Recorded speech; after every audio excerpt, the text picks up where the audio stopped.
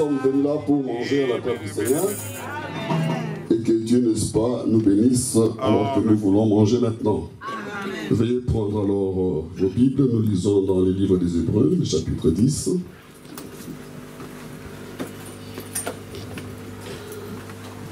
Et nous allons lire d'abord le premier verset. En effet, la loi qui possède une nombre de biens à venir et non l'exacte représentation des choses ne peut jamais, par les mêmes sacrifices qu'on offre perpétuellement chaque année, amener les assistants à la perfection. Prions Dieu.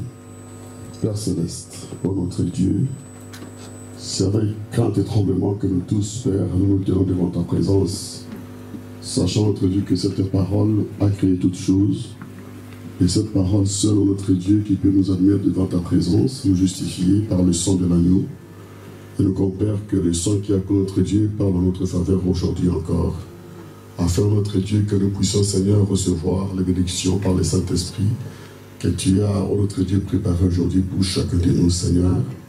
Aussi, accorde, notre Dieu, une oreille spirituelle pour recevoir, Seigneur, la parole de Dieu, et qu'elle puisse, Seigneur, trouver en nous, Père, une terre fertile, et qu'elle puisse se reproduire selon son espèce. Nous te le demandons de tout cœur avec foi, au nom de notre bien-aimé Seigneur et Sauveur Jésus-Christ. Amen. Veuillez vous asseoir. Et le prophète a prêché la prédication, la loi ou la grâce. La loi ou la grâce. Et il commence l'anglais en disant ceci, du paragraphe 34. Il dit maintenant, remarquez, la loi entière qui possède un nombre de choses à venir. Vous voyez, rien qu'un nombre. Maintenant, sous l'ancienne dispensation, Paul essayait de leur dire qu'ils étaient circoncis, les mâles, dans la chair, que c'était un type de la circoncision du cœur. Alléluia. Donc, la loi que Dieu avait donnée dans l'Ancien Testament à Moïse n'était que l'ombre. Non seulement la loi, le prophète va plus loin en disant que tout l'Ancien Testament, alléluia, n'était que l'ombre. Amen. Et on ne peut pas voir l'ombre s'il n'y a pas de lumière. Alléluia. C'est que la lumière existe quelque part pour que nous puissions voir l'ombre être projetée. Amen. Alléluia. Amen. Si c'est obscur et ténébreux, on ne peut pas voir l'ombre. On ne peut pas parler de l'ombre, n'est-ce pas? Là, il y a l'obscurité totale. Alléluia. Donc, il faut qu'il y ait une lumière quelque part pour permettre, n'est-ce pas, de projeter les ombres. Amen. Et la Bible dit que, n'est-ce pas, la loi, non seulement que c'était une ombre, mais c'était aussi un pédagogue. Donc, lorsque, n'est-ce pas, on voit l'ombre, cela nous fait penser, n'est-ce pas, à la réalité.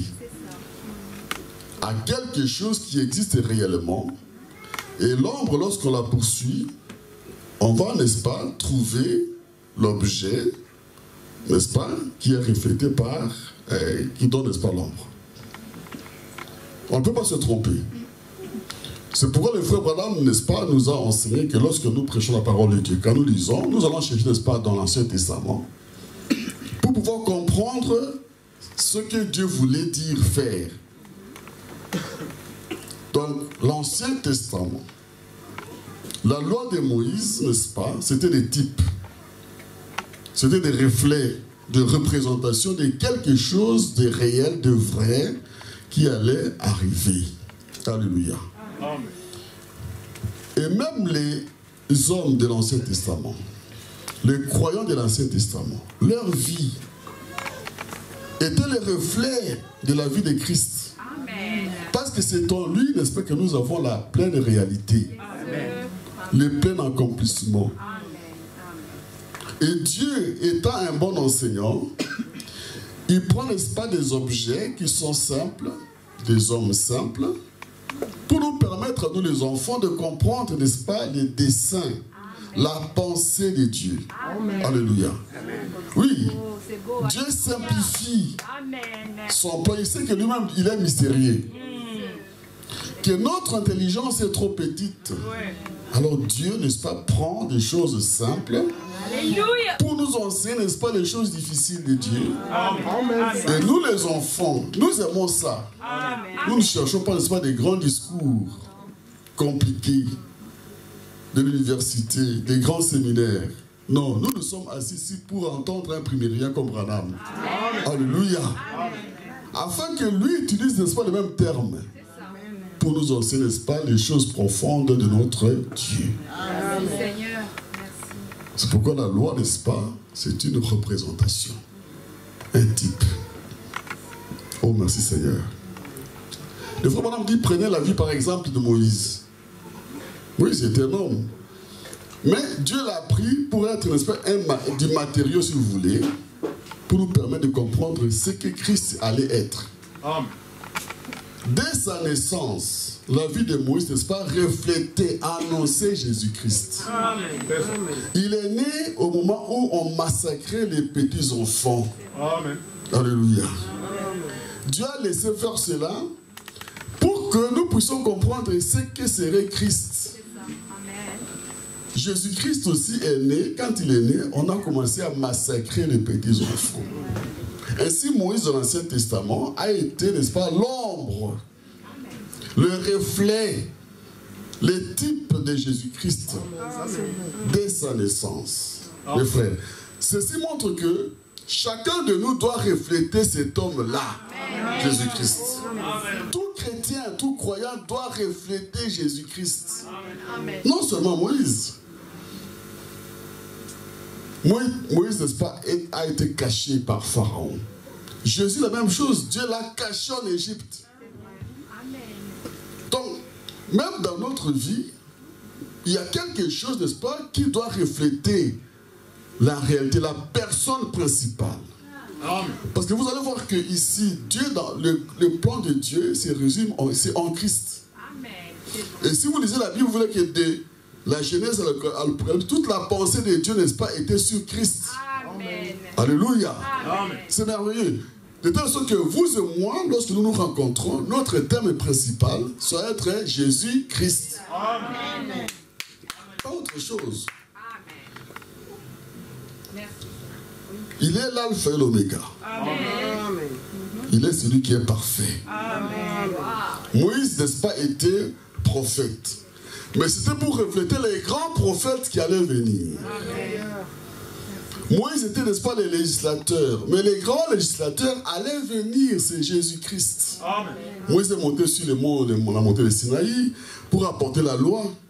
Mais lui, ne nous a pas apporté la loi, mais la grâce. Amen. Alléluia. Parce que le prophète dit qu'il n'y a pas, n'est-ce pas, de salut avec la loi. La loi a cette faiblesse qu'elle est incapable de nous sauver. C'est vrai. La loi est bonne et juste. Si ici, par exemple, en Belgique, ici déjà, dehors, il n'y a pas de code de la route, la loi qui réglemente comment, n'est-ce pas, conduire une voiture ici. Donc chacun va conduire selon sa propre volonté. Et allez voir les chaos qui va se passer là-bas. Il n'y aura pas de priorité à gauche et à droite, il n'y a pas de voie prioritaire, il n'y aura pas, n'est-ce pas, de céder les passages, il n'y a pas de code. C'est-à-dire que j'entre dans ma voiture, je roule comme je veux. Je crois qu'en 5 minutes, ce sera des accidents, des chaos, et on ne sait pas qui a tort, qui a raison. Parce que s'il n'y a pas de loi, il n'y a pas moyen, n'est-ce pas, d'imputer la faute à X ou à Y. La loi est juste. La loi est bonne. Et elle vient, n'est-ce pas, instaurer l'ordre. En ce qui concerne, par exemple, n'est-ce pas, la conduite, n'est-ce pas, des véhicules de l'automobile, des automobiles. Donc tout le monde est d'accord avec la loi. Mais quand nous allons, n'est-ce pas, avec la loi de Dieu, nous constatons que Dieu a dit, écoute Israël, tu n'auras pas d'autre Dieu devant ma face. Amen. Alléluia. Amen. Mais c'est juste parce qu'il n'y a qu'un seul Dieu. Amen. C'est juste. Amen. Alléluia. Amen. Non, Israël connaît, il n'y a qu'un seul Dieu. Il n'y en a pas deux. Tu ne commettras pas d'adultère. Mais qui n'est pas d'accord avec cette loi-là? Qui veut aller commettre l'adultère? Mais personne. Parce que c'est la femme d'un autre. C'est une femme qui est mariée. C'est le mari, n'est-ce pas, d'une autre personne, d'une autre femme. Comment tu vas prendre la femme, n'est-ce pas, une femme mariée ou un homme marié? Donc, nous trouvons que ce que Dieu donne comme loi est juste et bon. Amen. Donc tout ce que Dieu fait, tu ne voleras pas, tu ne déroberas pas. Mais c'est correct. Amen. Tu ne calomnieras pas, tu ne diras pas des mensonges concernant, n'est-ce pas, des fausses déclarations au sujet de ton frère et de ta sœur. Donc, tout ce que Dieu, n'est-ce pas, édicte, la pensée de Dieu, la loi de Dieu est juste, elle est bonne. Tu ne haïras pas, tu ne commettras pas, n'est-ce pas, des crimes, tu ne tueras pas. Donc, toute la loi de Dieu, tous les commandements de Dieu, nous trouvons que non, ce que Dieu dit est bon. Amen. Et il n'y a personne ici, n'est-ce pas, qui peut dire que Dieu a tort. Donc, vous et moi, nous sommes d'accord que la loi que Dieu a donnée à Dieu, n'est-ce pas, elle est juste et bonne. Mais le problème, c'est quoi? C'est que vous et moi, nous sommes des êtres humains. Et depuis, n'est-ce pas, la Genèse, lorsqu'il y a eu la chute, quand l'homme, n'est-ce pas, est tombé dans le péché, par nature, nous naissons déjà des pécheurs. C'est ça le problème. C'est-à-dire que devant la loi qui dit, tu ne mentiras pas, nous mentons. Et quand nous mentons, n'est-ce pas, par nature. C'est-à-dire que tu mens. Tu ne cherches pas, même petit enfant, il ment, il a menti, c'est fini, il passe. Donc c'est sa nature, nous sommes, n'est-ce pas, nés dans les péchés, conçus dans l'iniquité, et nous avons grandi, n'est-ce pas, en proférant des mensonges. Si aujourd'hui, n'est-ce pas, on pose la question, qui n'a jamais menti, qui lève la main? Je ne vois pas qui va lever sa main ici. Pourtant, nous savons que mentir, c'est mauvais. Donc, chacun de nous, n'est-ce pas, a péché par rapport à la loi de Dieu. Par conséquent, quand vous transgressez la loi de Dieu, dit la Bible, celui qui transgresse un commandement est coupable vis-à-vis de toute la loi.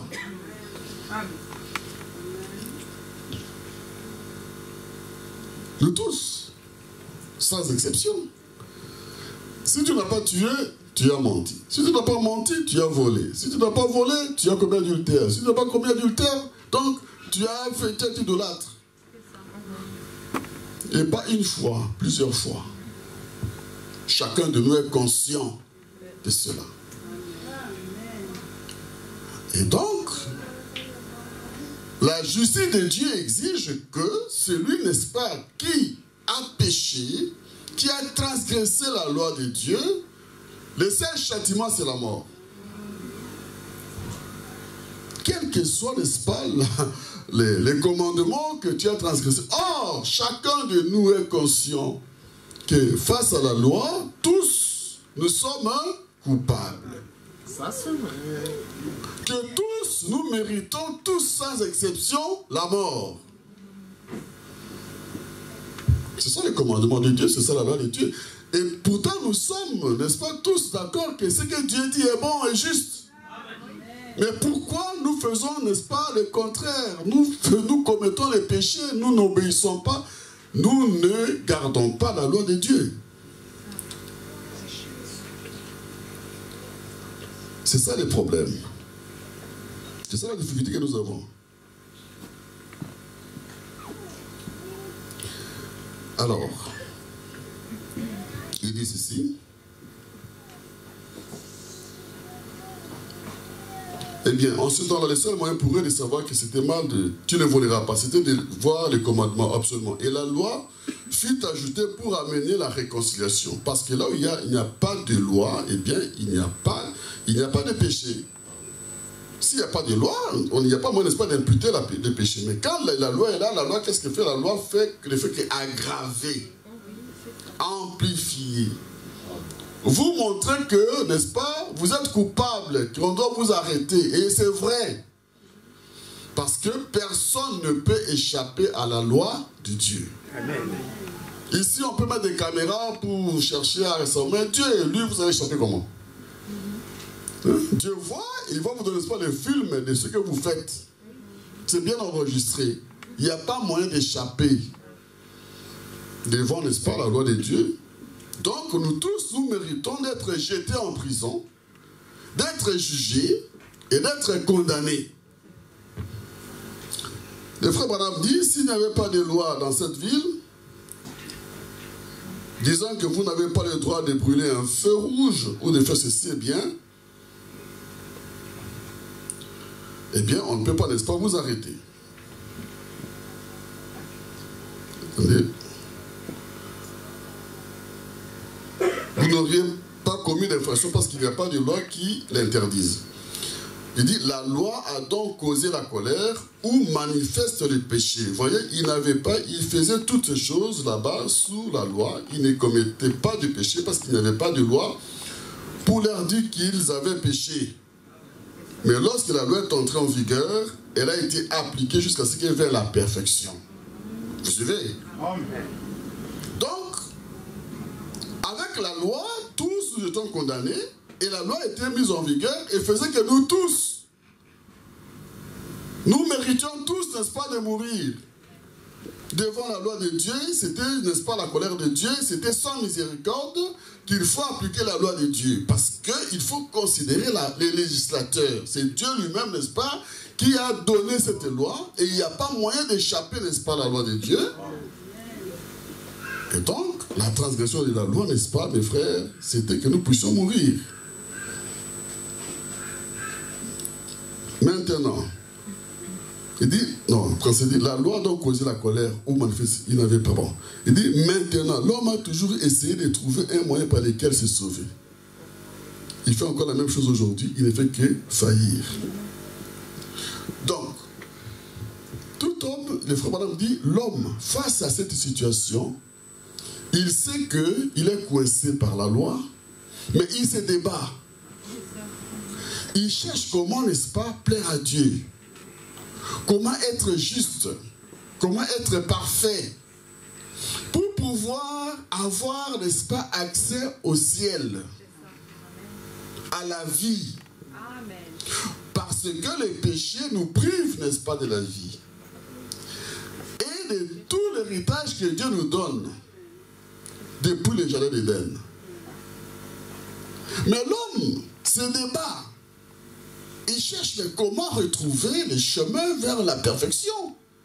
Parce que chacun de nous sent qu'il y a la perfection quelque part. L'état dans lequel je me trouve m'empêche, n'est-ce pas, d'avoir accès à Dieu et à la vie. Et le frère Branham dit ceci. Il dit maintenant, l'homme a toujours essayé de trouver un moyen par lequel se sauver. Il fait encore la même chose aujourd'hui, il ne fait que faillir. Donc, malgré les efforts qu'un homme fait, il ne fait que faillir. Il donne un exemple, il dit en Inde, la semaine dernière, il y avait des gens qui étaient complètement aveugles d'avoir fixé le soleil, essayant de trouver la paix pour leur âme. Donc, à cause de nos péchés, chacun de nous soit sans la condamnation. Mais les Indiens, eux, ils croient qu'en fixant de leurs yeux le soleil, ils vont se réconcilier avec Dieu et trouver la paix. Parce qu'ils croient que le soleil, c'est Dieu. Et ils adorent le soleil. Et donc, pour adorer, n'est-ce pas, leur Dieu, en regardant le soleil, ils croient qu'ils vont retrouver la perfection, la paix, n'est-ce pas, de leur âme. Mais qu'est-ce qu'ils trouvent en fin de compte? La cécité. À force d'adorer le soleil, ces Indiens, n'est-ce pas, deviennent des aveugles, totalement aveugles. au lieu, n'est-ce pas, de trouver la perfection, ils deviennent complètement aveugles. Parce que ce n'est pas ça la voie que Dieu a indiquée, n'est-ce pas, pour se réconcilier avec lui. Amen. Pour retrouver la perfection. Déjà, le fait que vous adoriez, n'est-ce pas, le soleil, vous péchez contre la loi de Dieu. Amen. Vous ne connaissez pas ce Dieu-là que vous adorez parce que le soleil, c'est une créature de Dieu qu'il ne faut pas adorer. Et quand vous prenez vos yeux à fixer, n'est-ce pas, le soleil, mais c'est pour détruire, n'est-ce pas, aussi, n'est-ce pas, vos yeux. Donc, au lieu de trouver la perfection, il faillit simplement. Il dit, quelques-uns avaient les ongles qui revenaient par-dessus leurs mains comme cela, et essayant de trouver la paix pour leur âme, disant qu'ils n'avaient jamais baissé leurs mains et qu'ils les avaient gardées en l'air depuis 40 ans, essayant de trouver la paix. D'autres, avec les pieds brûlés, pratiquement brûlés d'avoir marché à travers les charbons brûlants pour essayer de trouver la paix, pour apaiser leur Dieu. Vous suivez? Ils s'étendent sur du verre, des vieilles bouteilles cassées et autres. Ils se couchent sur des planches avec des clous et tout, essayant de trouver la paix. Il n'y a pas de paix pour eux. Amen. Parce que ce n'est que de l'idolâtrie. Et nous, ici en Amérique, nous ne voulons pas traverser la rue. Vous me suivez? Amen. Pour trouver la paix pour notre âme auprès du Dieu réel et vivant. C'est exact. Mais toutes ces choses, ces idées païennes d'hommes. Voyez? Donc, tout homme, n'est-ce pas, quel que soit son pays, il sait que Dieu existe, mais vivant dans les ténèbres, il ne sait pas comment retrouver, n'est-ce pas, ce Dieu-là. Les Indiens adorent, n'est-ce pas, le soleil, ils finissent par devenir, n'est-ce pas, aveugles. D'autres, n'est-ce pas, comme les frères Branham, ils sont restés, n'est-ce pas, les deux bras élevés vers le ciel, jusqu'à ce que 40 ans, ils avaient toujours les mains là-bas.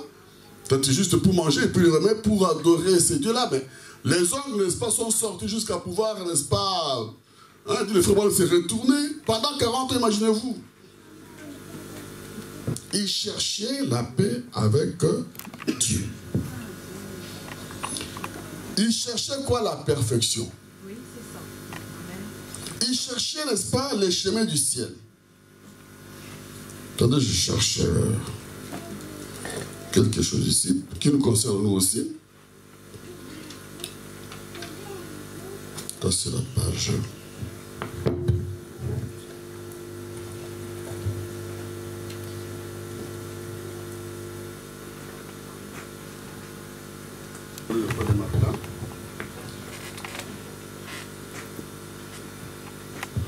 C'est Martin Luther. Bon, ça je vais seulement le dire parce que vous connaissez Martin Luther, lui-même le dit, mais j'aimerais bien le dire. Ça, je cherche la référence où j'ai mis ça. Frère, tu peux me chercher ça? Martin Luther, le chapitre 7. Hein. Le messager cherche le chapitre 7, Martin Luther, si tu peux trouver ça rapidement. Cherche ça ici, frère. Ici, chapitre 7, l'expression chapitre 7, dans le Martin Luther, les messagers. Donc lui, Martin Luther aussi, a cherché la même perfection.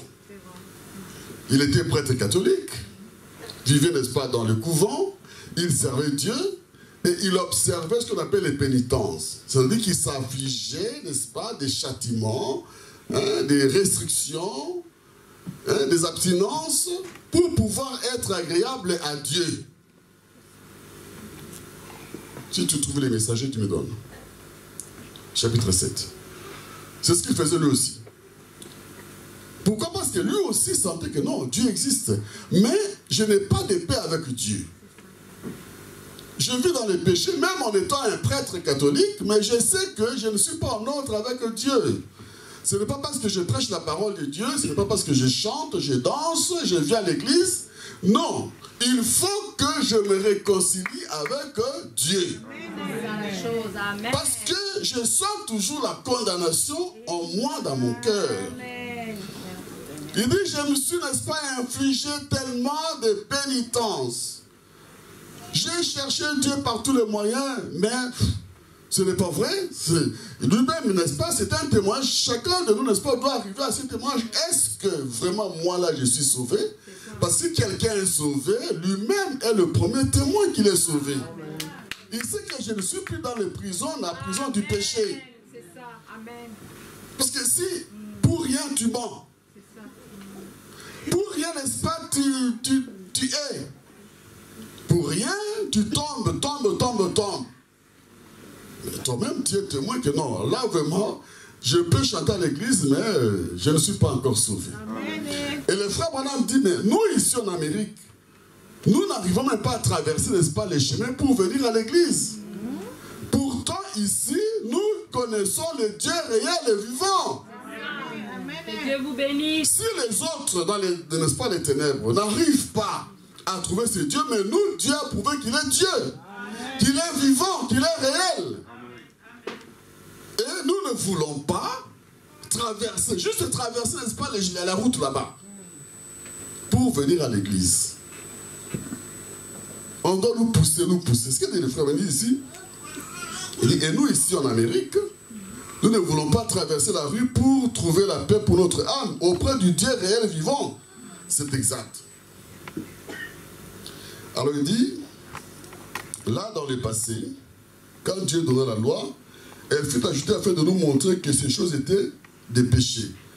Mais alors cette loi ne pouvait pas ôter le péché. Elle n'a fait que amplifier le péché. Donc la loi est juste, la loi est bonne, mais la loi nous arrête. C'est un policier qui arrête chacun de nous et nous jette où? En prison. Et nous devons être jugés. Et le juste c'est Dieu lui-même. Nous ne pouvions pas approcher le Dieu vivant parce qu'il est un feu brûlant. Regardez, c'est Dieu là lui-même qui est allé chercher les enfants d'Israël depuis l'Égypte jusqu'à la terre promise en chemin. Ils ont demandé d'aller les rencontrer. Il dit, ok, venez les rencontrer, mais allez vous purifier pendant 3 jours. Il leur a indiqué ce qu'ils devaient faire pour pouvoir les rencontrer, n'est-ce pas, sur la montagne de Sinaï. Lui-même Dieu. 3 jours après, eh bien, ils se sont mis, n'est-ce pas, en route pour aller sur la montagne. Parce que chacun de nous voudrait rencontrer Dieu. Pour avoir, n'est-ce pas, la pleine satisfaction. La réconciliation avec Dieu. Mais, alors qu'elle venait, Dieu descend sur la montagne. La montagne était, n'est-ce pas, en tremblement. Il y avait le feu, il y avait le tonnerre. Mais les gens qui venaient pour rencontrer Dieu ont commencé à reculer. Parce que l'événement était tellement épouvantable, terrible, que personne ne pouvait supporter, n'est-ce pas, le Dieu vivant descendre. Eux-mêmes ont crié, oh, oh, nous n'allons pas nous approcher, n'est-ce pas, de ces dieux-là. Pourtant, c'est le désir de chacun de nous. Oui. Ça a toujours été le désir de tout homme. Regardez, Job a dit, si seulement je pouvais connaître, n'est-ce pas, où se trouve la porte de sa maison. J'ai tellement de problèmes. Alléluia. J'ai tellement de difficultés dans ce monde ici. Voilà que je suis surpris par, n'est-ce pas, les tempêtes et la foudre qui s'abat et, n'est-ce pas, tue mes enfants. Tous les biens que j'avais, n'est-ce pas, tout a été foudroyé. Cela peut arriver à n'importe qui, n'est-ce pas, d'entre nous ici. Et la plupart d'entre nous, n'est-ce pas, nous sommes passés par là. Et nous voulons rencontrer les dieux vivants. Il dit, je voudrais aller pour plaider ma cause. Alléluia. Amen. Pour lui parler, parce que si je peux les rencontrer, il va m'écouter. Amen. Ça a toujours été, n'est-ce pas, les désirs de tout adorateur. Amen. Tu as trouvé, frère? Tu as trouvé le chapitre 7. Regarde le chapitre 7, tu trouves le chapitre 7, au début là, tu vas trouver ça. Juste le chapitre 7. Trouve-moi seulement le chapitre 7. Juste le chapitre 7, tu vas le trouver. Donc, il a dit, pour la page 240, dans les paragraphes 245, ici, c'est un paragraphe là-bas. Paragraphe 245.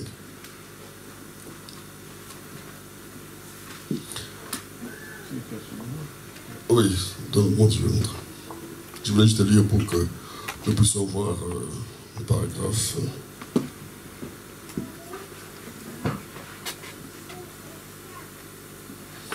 Non, c'est pas ça. Les paragraphes, ça c'est la page.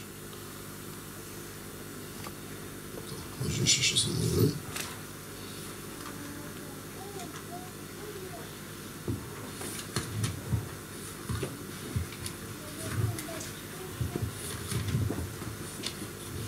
Bon, on ne va pas perdre le temps. Tu peux chercher ça calmement. Cherche ça, jette la page 7. Au début de chaque âge, hein, tu vas trouver la page. Donc il dit, je te vois des problèmes et je ne veux pas, n'est-ce pas, je veux moi-même rencontrer Dieu. Mais pour rencontrer Dieu, c'est tout un problème. C'est tout un problème parce que Dieu est saint. Il est parfait. Sa sainteté, même les anges, les archanges n'osent pas le regarder. Ils doivent se couvrir, n'est-ce pas, le visage. Pour montrer au Seigneur que nous sommes indignes. Et vous et moi, nous sommes indignes. Les anges n'ont même pas péché, ils sont indignes. Pourtant, ce sont les 16 anges de Dieu. Alléluia. Donc, nous, dans cet état-là, quand les hommes veulent rencontrer Dieu dans les temps de péché, il n'y a pas moyen. Pourtant, Dieu voit que ce sont mes enfants, mais il y a un problème. Le péché nous empêche, n'est-ce pas, de nous approcher de ce Dieu vivant. Et quand les hommes cherchent, n'est-ce pas, ce Dieu-là, par leur propre sainteté, par leur propre, n'est-ce pas, religion, ils n'arrivent pas non plus, n'est-ce pas, à trouver ce Dieu-là. Donc nous sommes tous coincés. Alléluia. Tous. Tous coincés. Alors, qu'est-ce qui arrive? Je lis par exemple 43. Eh bien, il dit tout ce que faisait la loi, c'était leur faire comprendre qu'un substitut innocent devait mourir pour le coupable. C'est-à-dire que chacun de nous ne peut pas de lui-même se sauver. Amen. Alléluia. Non. Chacun de nous ne peut pas, n'est-ce pas, rencontrer Dieu parce que dans notre état de péché impossible, nous sommes des pécheurs et la loi ne fait que nous condamner. Heureusement, tu as trouvé? Oui, c'est ça. Bon, je vais quand même lire ça parce que je vous l'ai promis. Donc ici nous avons, n'est-ce pas, les grands messagers. Martin Luther, il dit, le messager de cet âge est le mieux connu de tous les messagers des différents âges. Il s'agit de Martin Luther. Martin Luther était un Allemand érudit au caractère bienveillant. Il poursuivait ses études d'avocat quand la longue maladie et la mort d'un ami intime l'amenèrent à réfléchir sérieusement à l'état spirituel de sa vie. Vous savez, quand il y a un mort, bien, c'est une occasion pour réfléchir sur sa propre vie. Il entra au couvent des Augustins d'Erfurt en 1505. Il y étudia la philosophie ainsi que la parole de Dieu. Écoutez, il s'imposa les pires pénitences les plus sévères. Ok? Mais tous ces actes extérieurs ne purent bannir son sentiment de péché. Il dit, je me tourmentais à mort pour faire la paix avec Dieu, mais j'étais dans l'obscurité et ne la trouvais point. Le vicaire général de son ordre l'aida à se rendre compte que son salut devait être l'expérience d'une œuvre intérieure plutôt que d'un rituel. Ainsi encouragé, il continua à chercher Dieu. Ensuite, il fut ordonné prêtre. Donc, il était déjà même prêtre. Il prêchait la parole de Dieu. Pourtant, il n'était pas encore sauvé. Il s'est mis à étudier en profondeur et avec beaucoup d'habileté la parole et les grandes œuvres théologiques existantes. Il fut un docteur et un prédicateur très recherché à cause de la profondeur de ses connaissances et de sa sincérité. Amen. Pour accomplir un vœu qu'il avait fait, il s'est rendu à Rome. C'est là qu'il prit conscience de la futilité des œuvres imposées par l'Église, censée apporter le salut, alors que la parole de Dieu, les justes vivra par la foi, les frappa droit au cœur. Alléluia. Donc Martin Luther, bien qu'étant, n'est-ce pas, prédicateur, docteur, qu'il prêchait la parole de Dieu en profondeur et en vérité, il savait qu'il n'était pas encore sauvé. Il a essayé, n'est-ce pas, de s'infliger des pénitences. Mais ça n'a pas résolu, n'est-ce pas, son cas, la condamnation dans son cœur. Ainsi, chacun de nous que nous sommes là-bas. Si tu es sauvé, tu dois savoir que tu es sauvé. Amen. Si tu ne l'es pas, eh bien, continue à chercher, n'est-ce pas, ce Dieu-là, parce qu'il est un Dieu vivant. Amen. Il ne faut pas, n'est-ce pas, vous arrêter en chemin. Regardez cet homme, il était sincère. Mais la sincérité ne suffit pas. Il faut continuer jusqu'à obtenir la chose réelle. Alléluia. Amen. Parce que le péché, c'est un fardeau qui pèse, n'est-ce pas, sur l'homme. Et le péché conduit à la mort. La justice de Dieu, n'est-ce pas, fait que le péché nous conduit où? À la mort.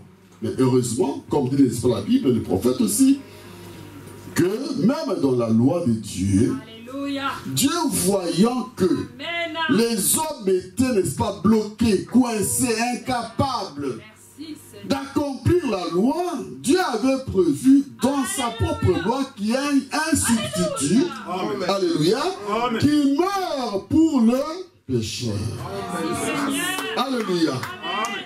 C'est-à-dire que vous et moi, nous sommes coupables et reconnus coupables, les faits sont là. Incontestablement, mes frères. Vraiment. Amen. Chacun de vous et moi-même, y compris, nous sommes là, n'est-ce pas, tous des coupables. Amen. Non, il faut que je lise aussi ce que les frères Branham disent de lui-même, parce que il y a des frères qui déclarent que Jésus-Christ, il est l'ombre et le frère Branham est la réalité. Et moi, ce sont des choses, n'est-ce pas, que je ne peux pas supporter. Amen. Que Dieu te bénisse. Amen. Non, c'est des choses qu'un chrétien ne peut pas supporter. Amen. Mes frères, excusez-moi, je cherche. Sinon, je vais devoir, n'est-ce pas, lire tout ça. Merci, frère. Parce que le frère Branham, il parle de lui-même. Je vais trouver ça, je vais le trouver. Donc, si je vais la parler. Donc, nous tous, n'est-ce pas, nous attendions, n'est-ce pas, que ce substitut vienne. Je vais trouver ça. Heureusement que Dieu, dans sa propre... Non, non, non, écoutez, bon. Je suis Dieu. Je suis non seulement le juge suprême, le législateur, celui qui fait des lois. Ma loi est juste et bonne, comme dit la Bible. Mais je suis un Dieu d'amour. Amen. C'est ça. Ce sont mes propres enfants qui sont coincés par ma propre loi. Amen. Amen. Qu'est-ce que je dois faire pour sauver mes propres enfants? Et Dieu, dans sa pensée éternelle, a prévu qu'un substitut, Amen. mais un substitut innocent, Amen. alléluia, Alléluia. puisse mourir pour le coupable. Alléluia. Donc vous voyez vos propres fils, vos filles, coincés dans la mort et le péché. Et mes frères, la mort c'est horrible. La mort ce n'est pas de la blague. De voir quelqu'un qui meurt sans Christ dans ce monde. La mort c'est la séparation totale d'avec Dieu. Il est écrit que nous sommes tous privés, n'est-ce pas, de la grâce. Nous sommes tous coupables et privés de la gloire de Dieu, sans exception. Même les frères Branham, dont certains aujourd'hui prêchent, et des prédicateurs, des pasteurs dans les églises, qui prêchent haut et fort que le frère Branham, n'est-ce pas, lui il a répété Jésus-Christ est l'homme. Ça c'est un blasphème. Ça, c'est vrai. Amen. C'est inacceptable. Tous, sans exception. Il n'y a pas un seul homme, n'est-ce pas, qui a eu des mérites. Dieu a laissé aux gens de pouvoir se débrouiller, que quelqu'un se présente, parce que la question était posée. Qui est digne? Amen. Qui est digne? Amen. Amen. Mais Dieu lui-même, dans sa grâce, avait prévu, dans sa pensée éternelle, qu'un substitut innocent puisse mourir pour le coupable. Merci Seigneur. Alléluia.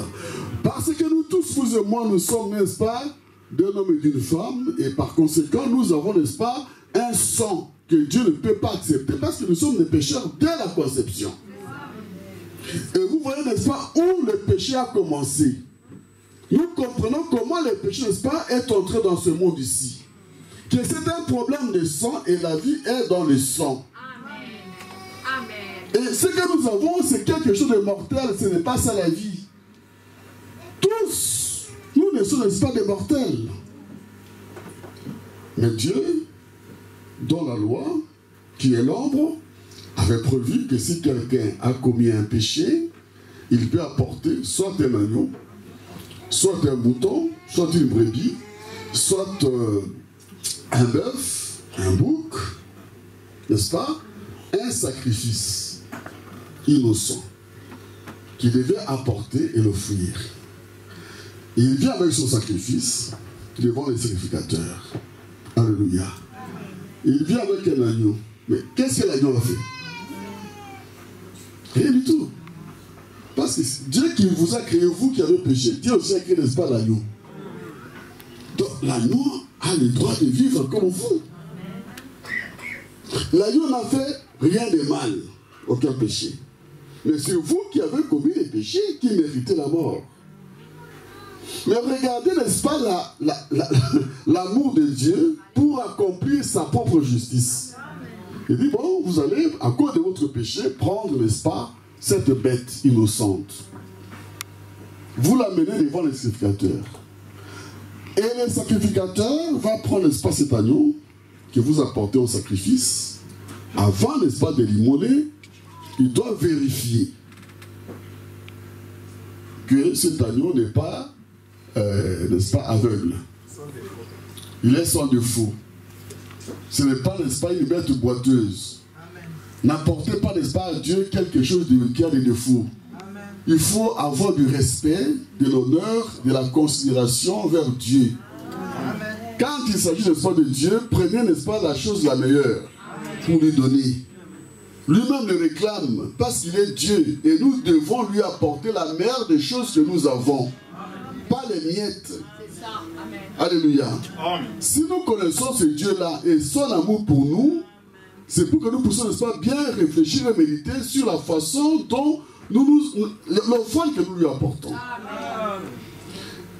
Et donc, il va vérifier qu'il n'a pas de défaut extérieur, mais pourtant, c'est sa vie que Dieu lui a donnée, c'est son droit que Dieu lui a donné, il doit vivre. Il est innocent. Grâce étonnante.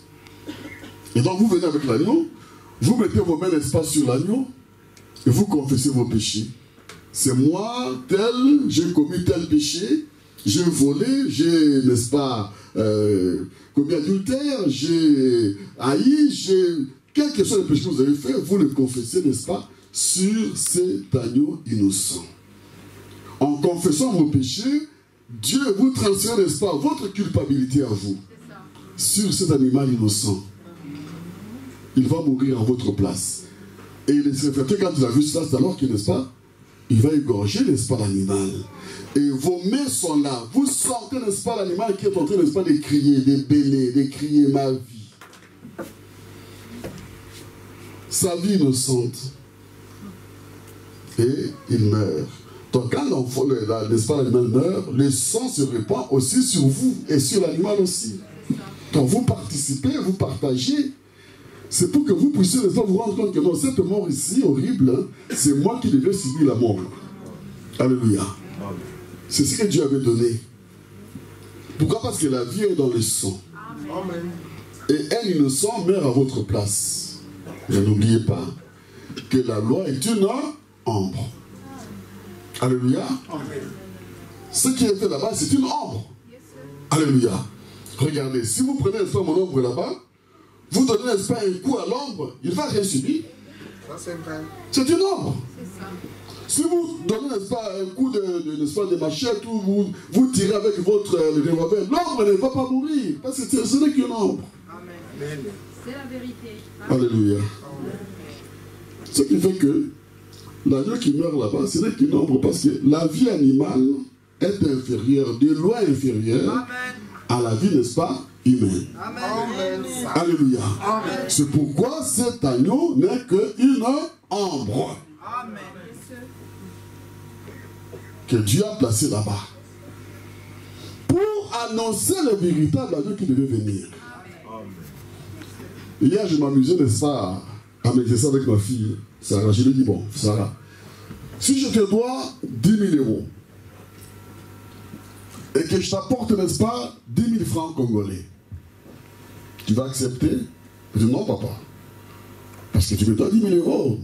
Mais pourquoi tu acceptes 10 000 francs congolais? C'est 10 000 et 10 000. Enfin, il me dit, non, mais c'est différent. 10 000 euros n'égale pas, n'est-ce pas, 10 000 francs congolais. Amen. Parce que 10 000 francs congolais, c'est de loin moins. Amen. Même si c'est 10 000 et 10 000, mais 10 000 francs congolais, c'est de loin moins. Je ne sais pas combien ça représente en euros. Ça, ce sera la supercherie. C'est trompé, n'est-ce pas? Il dit, non, non, papa, moi je ne prends pas parce que si tu me donnes 10 000 euros, tu me rends aussi 10 000 euros.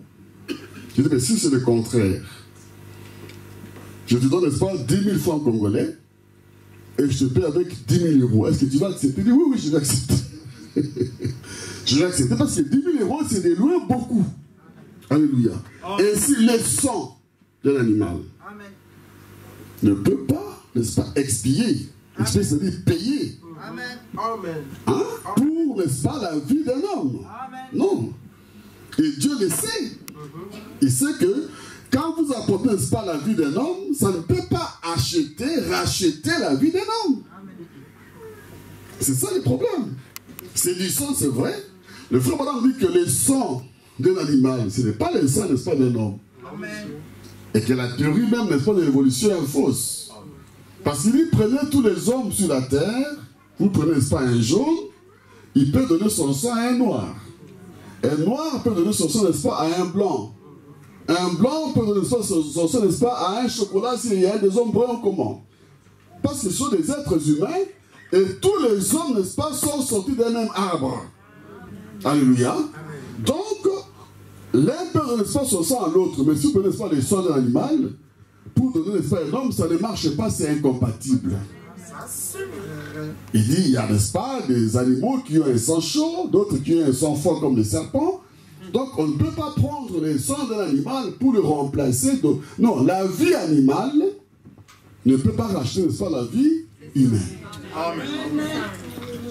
Donc, Dieu avait donné, n'est-ce pas, le sang dans l'Ancien Testament pour couvrir et non pas pour ôter.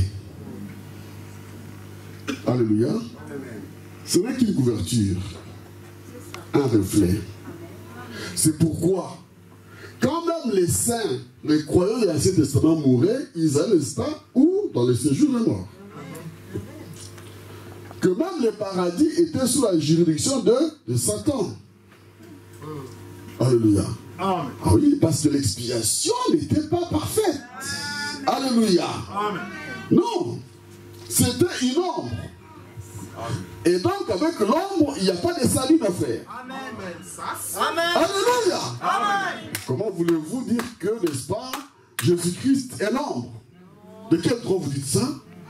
Vous tirez cette prédication tout, ça ne sort pas de la bouche du frère Branham, parce que ce message est là que je vous lis ici. Bon, continuons la lecture. Il dit, eh bien, nous voici, nous sommes probablement allemands, irlandais et autres, pour gens de couleur, peu importe qu'ils soient noirs, blancs, jaunes ou de n'importe quelle couleur qu'ils sont, nous sommes tous ici d'une seule personne. Vous voyez, cela peut être scientifiquement prouvé que vous alliez en Afrique la plus noire et trouver l'homme le plus noir que vous puissiez trouver, et si vous tombez malade, il pourrait vous donner son sang pour une transfusion. Amen. Amen. Votre sang est exactement comme le sien. Ou bien vous pourriez aller en Chine et prendre l'homme le plus jaune qu'il y a en Chine, il pourrait vous donner son sang pour une transfusion. Vous voyez? Ou bien l'homme le plus brun, un seul qu'il y a en Inde, pourrait vous donner son sang pour une transfusion. Dieu, par un seul sang, a fait toutes les nations, tous les peuples. Donc il n'y a pas de race supérieure parmi les hommes. Non, les noirs ne pensent pas que vous êtes inférieurs aux blancs, et ça n'existait pas. Mais non, la preuve est là. Ça, c'est le messager qui parle. Amen. Alléluia. Voyez, ou bien l'homme le plus brun. Bon, Dieu parle, oui, mais il n'y a pas un animal dans le monde dont le sang s'accorderait avec celui de l'homme.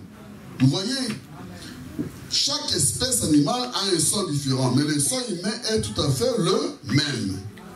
Il dit ici, cela ne détruit pas. Maintenant, la théorie de certains de ces professeurs qui disent, enseignent ici à l'école que nous avons évolué à partir de la vie animale. Et c'est faux. Si c'était le cas, alors l'animal pourrait donner son sang à cet homme pour une transfusion. Mais le sang, la vie humaine demeure la même. Mais dans la vie animale, certains parmi eux, comme les serpents, ont le sang froid. Les poissons ont le sang chaud, le froid. Mais ici, l'ours, l'élan, le chien ou le cheval sont des espèces différentes. Aucun d'eux ne peut donner son sang à l'autre pour une transfusion, parce qu'ils sont tous différents. Mais les êtres humains sont tous les mêmes.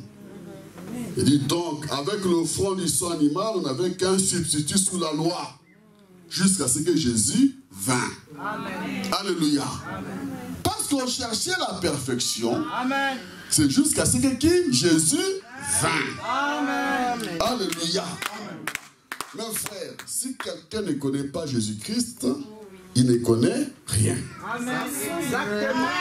Même dans ce message, tous ces désordres que nous avons, c'est parce que dans la plupart des cas, nous ne connaissons pas qui est le Seigneur Jésus-Christ. Toutes ces fausses doctrines viennent du fait que nous ne connaissons pas qui est le Seigneur Jésus-Christ. Amen. Parce que Branham, lui, il dit je connais qui est Jésus-Christ. Il dit même si je ne connais pas toute la théologie, mais je le connais lui.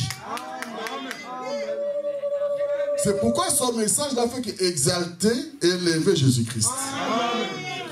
Paul, comme prophète, n'a fait que quoi? Élever le Seigneur Jésus-Christ. Toutes les fausses doctrines, mes frères, viennent du fait que la plupart de ceux qui prêchent l'évangile ne connaissent pas qui est Jésus-Christ. Amen. Exactement. Je le répète, surveillez ça très bien.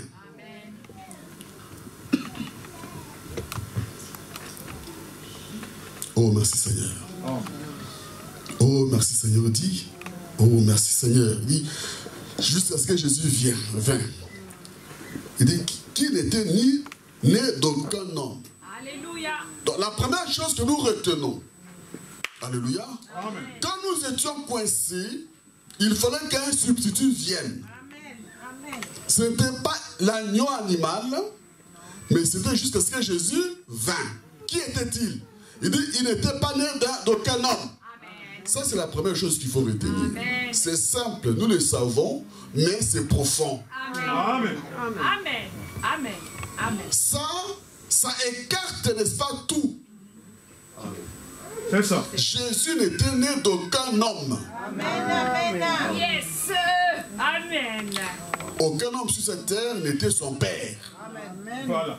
Aucun homme sur cette terre n'était le père de Jésus-Christ. Branham a un père, a une mère. Amen. Vous et moi, nous avons chacun un père et une mère. Amen. Ce qui fait, n'est-ce pas, que nous avons cette faiblesse dès notre naissance. Amen. Et que chacun de nous, n'est-ce pas, a besoin du Sauveur. Amen. Et le Sauveur, c'est Jésus-Christ qui est né d'aucun homme. Alléluia. Le sang de Jésus-Christ ne vient pas, n'est-ce pas, de la sémence d'un homme. Il dit qu'il avait une mère. Et la mère était une vierge. La Vierge Marie, une fille de 18 ans environ. Il dit, le Saint-Esprit l'a couvrit de son ombre. Amen. Dieu le Père lui-même. Et il créa.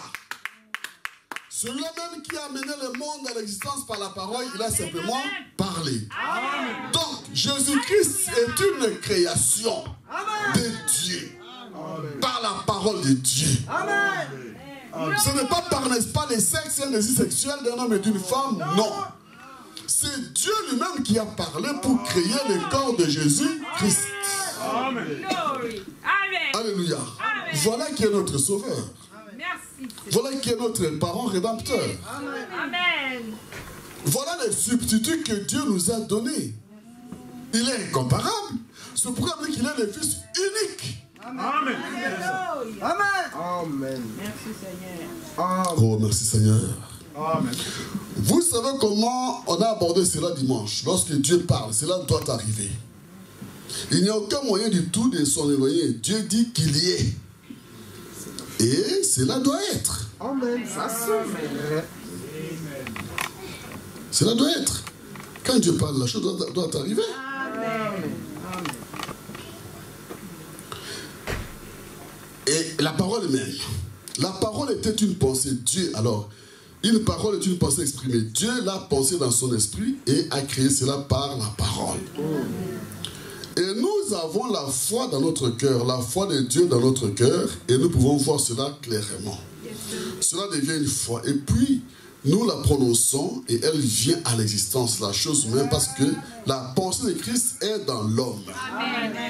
C'est ce qui produit les guérisons et autres. C'est beau. Lorsque vous recevez cette parfaite révélation, juste ce que vous faites, alors vous savez comment marcher. C'est cela en effet, c'est ça la marche chrétienne. Amen. Vous comprenez ce que les frères m'ont dit ici? Jésus était la création par la parole de Dieu. Et les frères m'ont dit ceci, que si la pensée de Christ est dans notre cœur, la pensée parfaite de Dieu dans notre âme. Alléluia.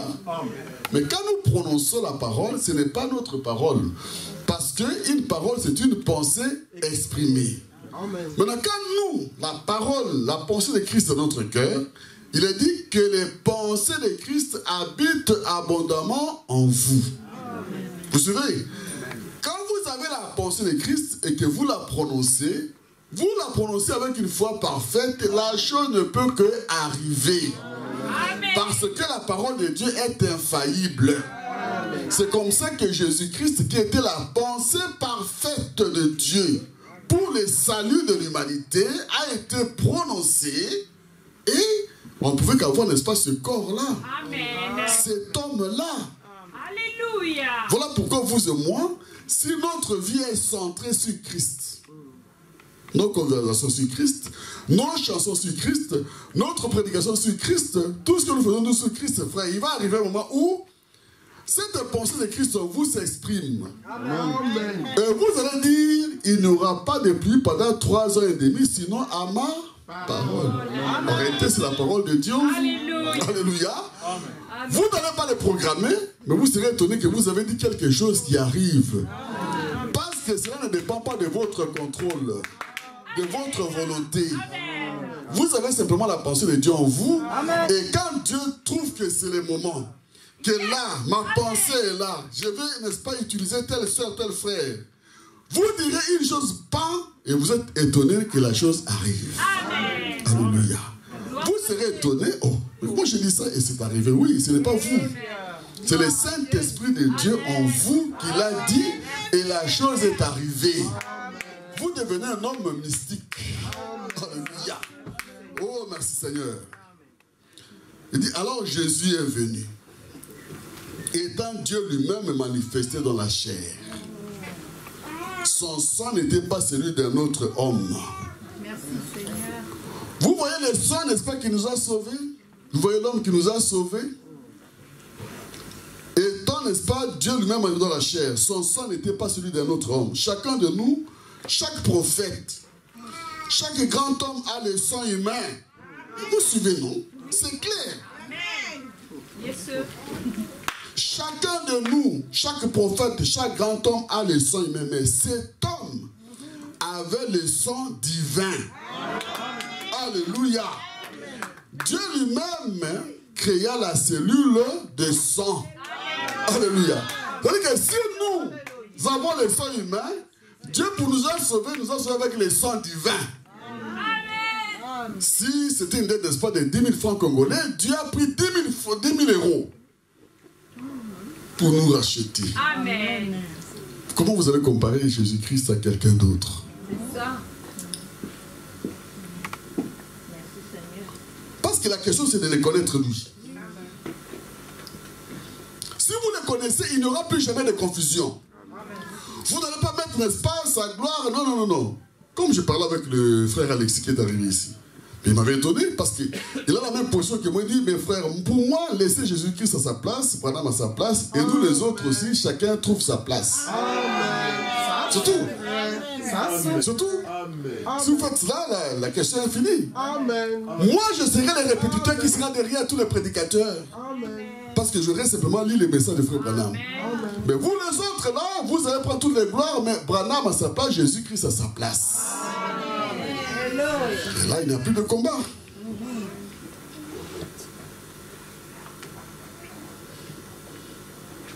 Alors, Dieu lui-même créa la cellule de sang. Et vous, la personne, venez d'une seule cellule sanguine. Si vous avez déjà examiné cela à travers une lentille. Donc ici, le frère Branham va, n'est-ce pas, en profondeur. Parce que lui, il veut vraiment que nous puissions comprendre ça. Il dit quand un homme vient dans la vie, vous ne prenez pas le sperme d'un homme, il y a plusieurs affaires là-bas. Il y a un seul, n'est-ce pas, qui va féconder, qui va former un homme. Mais il dit, mais lui, c'était différent. C'est la parole de Dieu. Et l'œuf, et la sémence, tout ça venait de Dieu. Amen. Marie n'a rien apporté. Amen. Amen. Non. Amen. Le frère que Marie était une incubatrice. Tout, n'est-ce pas, venait de Dieu par la parole. C'était une création, ce corps-là. Parce que les catholiques commettent l'erreur de dire que Marie est co-rédemptrice. C'est ça. Il dit ça. Co-rédemptrice, c'est-à-dire qu'il participe, n'est-ce pas, dans la rédemption. Non. Ça, c'est... Mais non. Mais non. Mais non. Si c'est le cas, alors, il y a un homme qui a participé pour nous sauver, non. Nous aurons deux sauveurs. Impossible.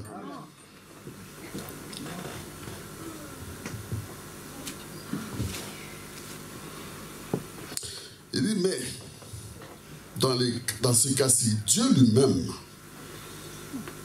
a créé cette cellule de sang sans du tout l'intervention d'un homme. Et de là est venu son propre fils, Jésus-Christ, en qui Dieu lui-même a demeuré, faisant de lui Emmanuel sur la terre. Il dit, voilà l'image. C'est ce que Dieu devait, n'est-ce pas, ce que vous devez croire pour être sauvé. Oui, mes frères, pour être sauvé, nous devons croire que Jésus-Christ ne vient pas d'un homme. Que le sang qui nous a sauvés, ce n'est pas le sang d'un homme. C'est le sang de Dieu lui-même. Alléluia. C'est ce que nous devons croire pour être sauvés.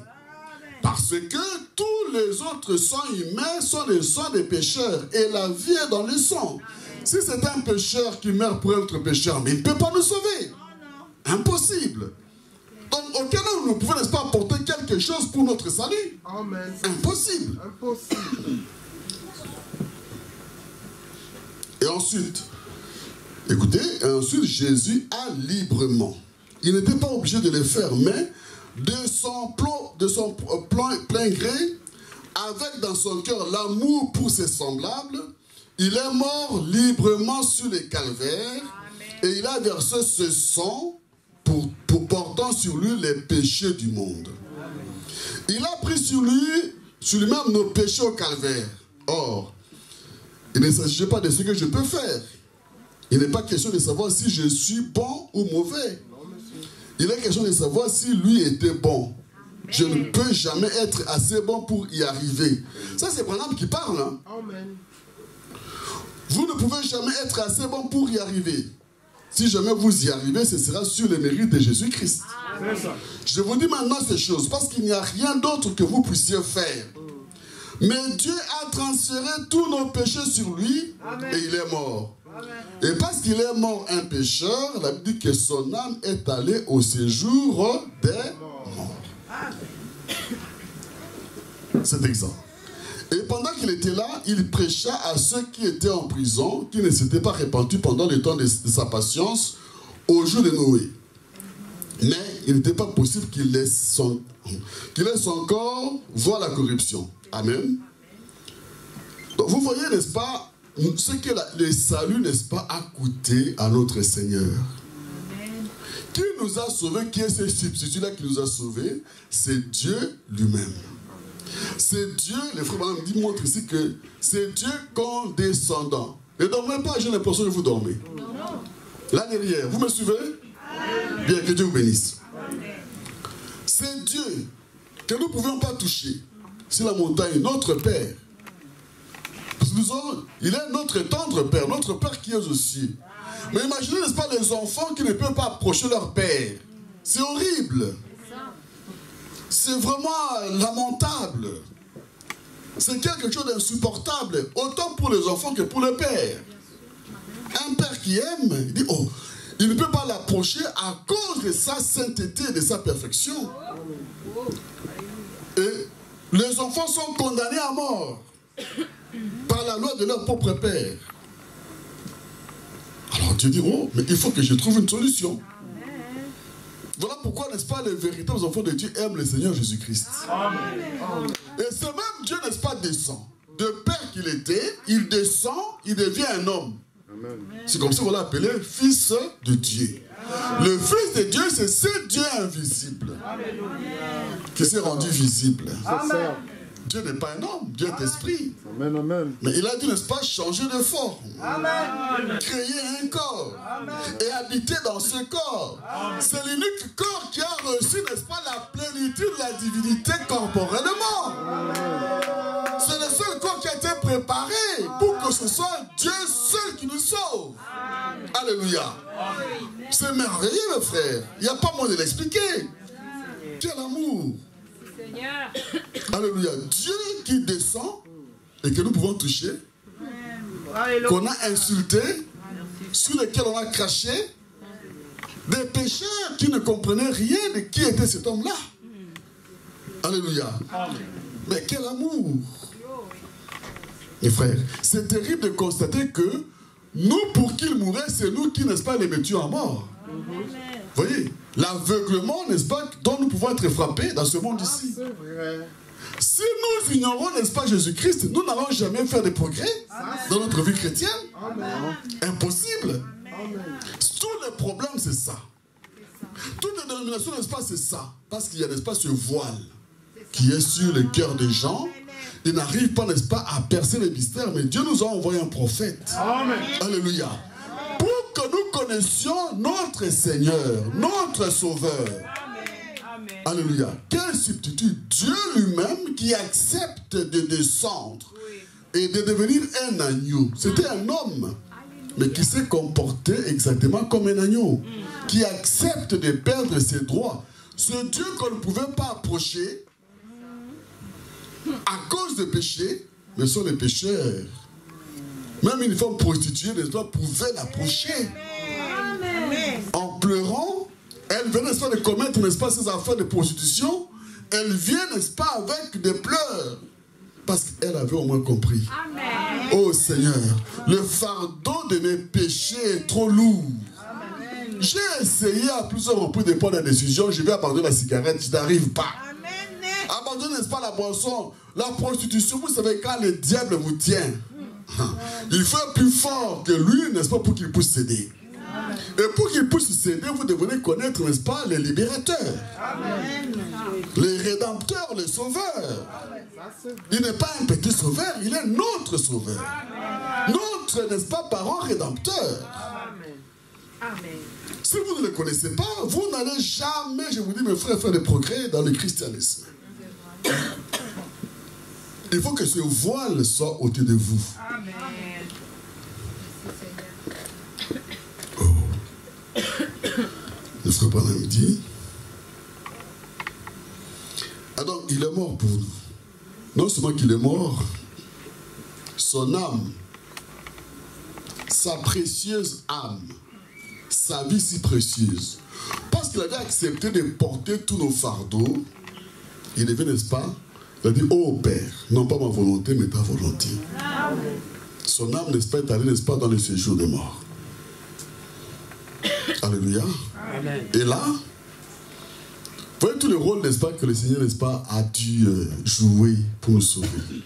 Personne d'autre. Le frère Madame dit que tous les plans de rédemption reposent en lui. Amen. Il faut que nous méditions sur ces choses-là. Parce que maintenant, lorsqu'on commence, n'est-ce pas, à pousser Jésus pour placer Branham, moi, ça me fait toujours très mal. Amen. Je ne supporterai jamais cela, je ne comprendrai jamais cela. Amen. On le pousse, finalement. Aujourd'hui, il y a vraiment, je vous dis, des prédicateurs qui n'ont pas honte. Ça, c'est vrai. Branham, c'est la réalité, Jésus, c'est l'ombre. Et ceux qui les déclarent, même des frères que je connais pour lesquels j'ai de l'estime. Je dis, mais qu'est-ce qui arrive?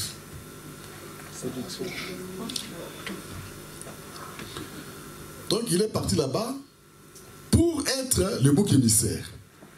Le bouc Azazel, comme on le chante. Alléluia. Et ces choses ont été, n'est-ce pas, en type dans la loi de Dieu. Que le péché du peuple, n'est-ce pas, il y a un bouc. Vous confessez vos péchés et vous les transférez, n'est-ce pas, à un bouc. Que des gens qui étaient forts devaient, n'est-ce pas, chasser loin du camp. Très loin, ils devaient, n'est-ce pas, emporter vos péchés dans le désert, aller mourir loin. C'est ce que Jésus, n'est-ce pas, a dû, n'est-ce pas, faire. Amen. En acceptant nos péchés, il a pris tous nos fardeaux, tous nos péchés, comme un bouc. Pourtant, il n'avait commis aucun péché. Mes frères, quand on nous fait, n'est-ce pas, du tort, un moindre tort, la façon dont nous réclamons ici, le monde entier le saura. Mais il était, en toute chose, il était innocent pour accepter la volonté du Père. Ça n'a pas été facile. Mais il a porté, n'est-ce pas, tous nos fardeaux, tous nos péchés, et il les a emportés au loin. Amen. Et les a, n'est-ce pas, laissés à son initiateur originel, le diable. Tout cela à cause de vous et moi. Amen. Et ceux qui ne croyaient pas la parole de Dieu apportée par les prophètes, il les a prêchés là-bas. Mais son corps était tellement précieux. Alléluia. Il a été, n'est-ce pas, une victime expiatoire. C'est-à-dire que c'était l'expiation parfaite.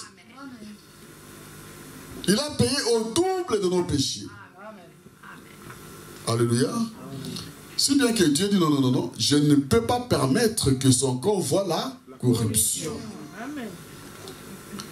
C'est vrai, il doit subir tout ce qu'il a subi, mais non, je ne peux pas permettre que mon bien-aimé voie la corruption. Et en l'espace de 3 jours, Dieu l'a ressuscité. Amen. Pour démontrer qu'il nous a réellement sauvés. Amen. Alléluia. Le seul homme qui pouvait dire je peux donner ma vie et la reprendre. Amen. Il n'y a pas un autre. Amen. Il dit, mais il n'était pas possible qu'il laisse son corps voir la corruption. Et son âme restait dans le sujet de mort. Et le 3e jour ressuscita pour notre justification, nous montrant que lorsque nous confessons notre foi en lui et que nous sommes nés de l'esprit, aussi certain qu'il est sorti du tombeau, nous ressusciterons aussi à sa seconde venue. Amen. Oh, quelle espérance! Amen. Il a fait une œuvre parfaite. On attendait la perfection. Non seulement c'est lui qui paye les prix, l'expiation, mais il va, n'est-ce pas, prendre vos péchés, les amener au loin. Amen. Et venir à la preuve de la résurrection. Alléluia. Que nous serons un jour ressuscités. Amen. Amen. Personne ne l'a fait à sa place. Citez-moi un autre prophète qui l'a fait. Personne. Il est où? Qui est son égal? Oh, lorsque vous voyez la religion, vous voyez les religions du monde et les superstitions. Vous savez ce que le frère Brandy dit? Lorsque vous voyez les religions du monde et les superstitions, et qu'ensuite vous voyez les principaux fondements sur lesquels repose notre salut et notre ferme espérance, tous les démons de l'enfer ne peuvent ébranler cela. Alléluia. Amen. Il n'y a aucune fausse doctrine qui peut nous ébranler. Amen. Quant à savoir qui est notre Seigneur et Sauveur, Jésus-Christ. Rien. Amen. Nous avons les messages avec nous. Oui. Et la foi dans ce message, quel que soit, n'est-ce pas, les fausses doctrines, parce que ce sont les démons qui amènent ces choses-là. Rien ne peut nous ébranler. Écoutez, il dit, vous le voyez exalter la beauté. Il dit, la religion bouddhiste est une belle religion. Amen. La religion hindoue est une belle religion. Mais frères, elles sont tout aussi dépourvues de vie que possible. Amen. Alléluia. Amen. Où la vie repose-t-elle? La vie repose dans le sang. Amen. Le sang est la vie. Amen. Et le seul homme qui pouvait faire sortir la bonne sorte de sang, parce qu'il était le propre sang de Dieu. Amen. Alléluia. Et il a fait sortir le sang qui nous a rachetés, vous et moi. Amen. Et notre salut repose donc en Christ Jésus.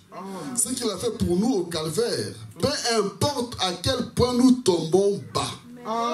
Vous suivez ça? Quel bonheur pour nous autres ici. Quel bonheur. Peu importe à quel point nous tombons bas, devenons immoraux et souillés. Lorsque nous regardons le calvaire avec un cœur sincère et que nous confessons nos péchés, là au calvaire, c'est réglé. C'est vrai. À peine votre confession sortie de vos lèvres, Dieu est dans l'obligation de vous répondre. C'est vrai. Oh, quand j'y pense. Il dit, oh, pas étonnant que Paul ait dit l'autre jour, je me suis tenu là, dans la pièce où on lui a coupé la tête. Et là, j'étais dans un caniveau. Vous voyez, les gens qui ont connu, qui connaissaient qui était Jésus-Christ, ils étaient des fous. Amen. Alléluia. Amen. Paul avait une telle assurance. Oui. Parce que c'était son absolu. Et il savait qui était Jésus-Christ. Et il était devant ses bourreaux qui allaient, n'est-ce pas, lui couper la tête. Il a regardé ses bourreaux. Il a regardé, n'est-ce pas, leurs couteaux tranchants. Il a dit, mais oh mort, où est ton aiguillon? Amen. Oh, ton mot est ta force. Amen. Alléluia. Il n'avait plus peur. Il avait l'assurance. Il savait où il allait. Et il attendait la résurrection. Alléluia. C'est ça notre salut, frère. Comment l'obtenons-nous? Par la foi. Alléluia. Et la foi, c'est une révélation. C'est lui qui a la révélation de Jésus-Christ. Les portes du séjour des morts ne prévaudront point contre elle. Il faut avoir la révélation en tant que chrétien. Et le prédicateur qui doit répéter le message de frère Branham doit aussi avoir la révélation exactement comme Branham l'a donné. Amen. Et répéter exactement ce que Branham a donné. Ça donnera les mêmes effets exactement. Amen. Alléluia. Amen. C'est Jésus qui doit être élevé ici, mes frères.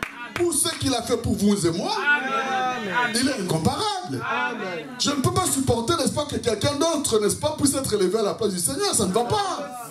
Non. Voilà les messages de Branham. Voilà le message de Paul.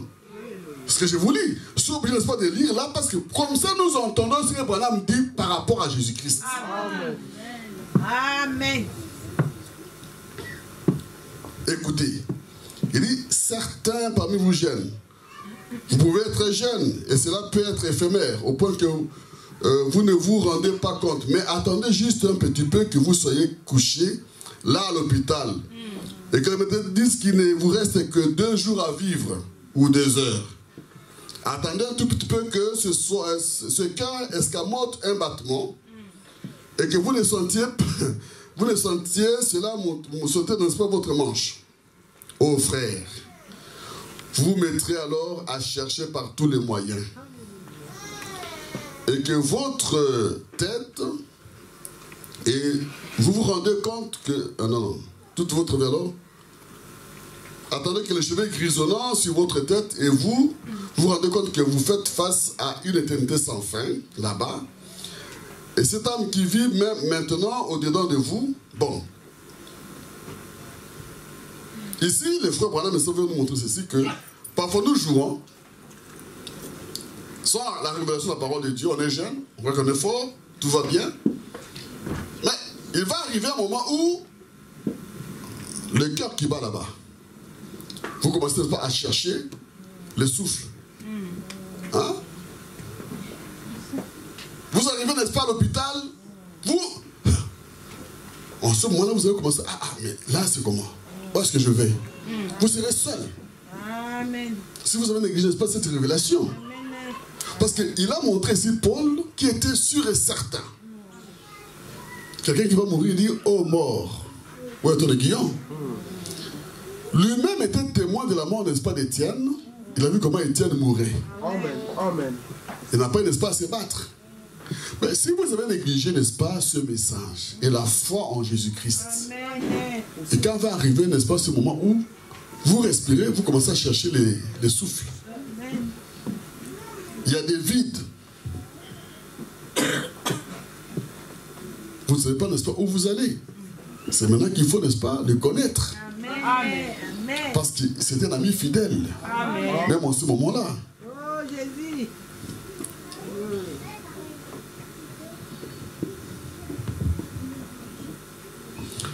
Je suis en train de regarder l'heure et de voir ce qu'il faut laisser. Alors je prends les 60. Or, la loi est une ombre.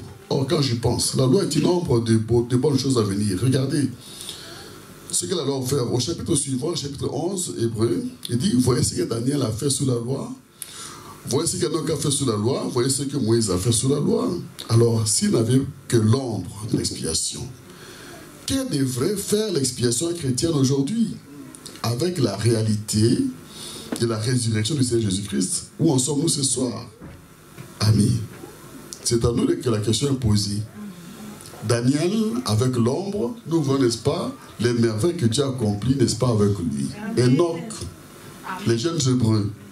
Mais nous qui avons la réalité en Jésus-Christ, on devait faire plus. Et ne soyons pas étonnés de voir ce que Dieu a fait en ce temps de la fin. Parce que nous avons le véritable sang même de Dieu. Amen.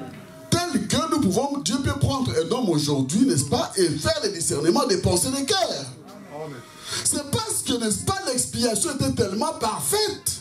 Amen. Que Dieu s'est précipité à venir vivre, n'est-ce pas, dans le cœur des hommes. Pour manifester ses œuvres puissantes. Amen. Alléluia. C'est pourquoi la divinité, n'est-ce pas, est descendue dans nos cœurs. Parce que ce sang-là, c'est le sang qui a fait réellement l'expiation. Amen. C'était tellement parfait. Oh, merci. Je vous dis, ça devrait amener chaque chrétien à revêtir l'armure. Il a dit revêtir l'armure. Maintenant, si la loi a produit cela, que devrait produire la réalité du Seigneur Jésus-Christ? Si une lettre morte peut produire cela, que devra produire la puissance de la résurrection? La puissance et l'esprit du Seigneur Jésus-Christ. Eh bien, nous devrions écouter, nous devrions venir à l'église avec une très grande révérence. Amen. Nous devrions entrer dans l'église comme des véritables saints de Dieu. Amen. Et entrer et prendre notre place et garder nos pensées sur Christ. Amen. Non pas venir ici en mangeant des chewing-gums avec un GSM, n'est-ce pas, là-bas en train de regarder je ne sais pas quoi. Non, nous devrions donner toute notre attention à la parole de Dieu. Amen. C'est comme ça que nous devons venir pour adorer notre Dieu ici. Parce qu'il y a des choses que Dieu nous dit ici que nous ratons parce que nous sommes distraits. Nous ne sommes pas dans l'adoration. Amen, amen. Nous avons des pensées, n'est-ce pas, ailleurs. Ça, c'est vrai. Et si vous êtes vraiment né de nouveau, ceci peut blesser un peu maintenant. Mais vous savez que c'est ici la maison de correction. Amen. Si vous êtes vraiment né de l'Esprit de Dieu, c'est là que repose votre cœur après Amen. Tout. Vos pensées sont ancrées là-bas. Vous voyez, si jamais vous êtes, Jésus a dit, celui qui entend mes paroles, qui croit en moi, celui qui m'a envoyé, a la vie éternelle. Celui qui entend mes paroles et qui croit. Or, si vous croyez correctement, si vous ne faites qu'une confession du bout des lèvres, cela ne fait pas tellement de bien. Amen. Mais si vous croyez du fond de votre cœur que Jésus est le Fils de Dieu, vous ne pourrez plus mener la même vie que vous meniez auparavant. Amen. Vous ne le pouvez pas. Si jamais vous avez eu une réelle vision du calvaire, vous suivez le prophète. Amen. Si vous avez eu une réelle vision de quoi? Du calvaire. Oui. Parce que les catholiques, chaque année, ils font du théâtre, n'est-ce pas, avec les calvaires. Ils ont ce qu'ils appellent, n'est-ce pas, le chemin de la croix. Et chaque année, à la Pâque, ils font, n'est-ce pas, la station 1, station 2. Et puis, il y a quelqu'un, n'est-ce pas, qui prend la part de Jésus, qui fait le théâtre. Et ça ne change rien. Parce qu'ils n'ont pas la réelle vision du calvaire. Et même nous qui croyons le message aujourd'hui, n'est-ce pas, il y a des voiles qu'on est en train, n'est-ce pas, de tisser pour nous empêcher de voir Jésus-Christ. Amen. Amen. Mais chacun de nous doit, n'est-ce pas, avoir la vision réelle du calvaire, là où il a souffert pour nous. Et si nous avons la vision réelle, nous ne pouvons plus être le même. Nous allons nous précipiter pour venir écouter la parole de Dieu. Amen. Amen. Eh bien, si vous ne faites que prendre un chemin au hasard, vous ne faites que vous tromper vous-même. Mais lorsque vous voyez réellement ce que Jésus était, oh là là, comme j'aimerais prêcher la divinité. Suivez. La divinité, vous voyez maintenant, le frère Branham, il a parlé de Jésus comme un homme, il dit, comme j'aimerais prêcher la divinité suprême de Jésus-Christ. Parce qu'on les rabaisse, non, il a déjà été suffisamment rabaissé jusqu'à aller en enfer à cause de nous. Amen. Mais le prophète est venu pour nous montrer qui est le Seigneur, Jésus-Christ. Si donc, il dit, comme j'aimerais prêcher la divinité suprême de Jésus-Christ, si donc, vous pouvez réaliser qui il était, et ce qu'il a fait pour vous, hommes et femmes, vos cœurs se déchireraient au-dedans de vous. Et vous seriez disposés à vous débarrasser des ordures du monde, afin de vivre pour lui. Oh, comme c'est merveilleux! Et quelle personne il était! Si vous vous rendez compte de la condescendance de Dieu lui-même, se dévoilant lui-même, descendant jusqu'à ce qu'il puisse entrer dans votre cœur. Donc, tout ce qu'il avait fait là-bas, c'est pour pouvoir se réconcilier avec nous. Amen. Pour venir habiter dans notre cœur. Tous les prix qu'il a payés, tous les chemins qu'il a suivis, pour devenir un homme, souffrir, aller en enfer, ressusciter, tout cela, Dieu cherchait la réconciliation. Et venir habiter dans le cœur de l'homme. Mais l'homme, même pour traverser la rue, venir écouter la parole de Dieu, c'est difficile. L'homme va rester devant l'espace son GSM toute la journée en train de regarder une vidéo après une autre. Une vidéo après. Ça, c'est fatigué, je vous dis. Ça devient un problème, nos enfants, pour les tirer, n'est-ce pas, de la vidéo, c'est un problème. C'est un problème. Réveillez-vous, je vous vois en train de dormir là. Il dit, lorsque Dieu le Père, sous la forme d'une grande nuée, s'est tenu au-dessus des enfants d'Israël, lorsqu'il se posait sur la montagne ce matin-là pour écrire la loi, eh bien, un animal qui touchait la montagne devait, bon, ça je crois que nous avons parlé, n'est-ce pas, de ça. Je vais sauter cela.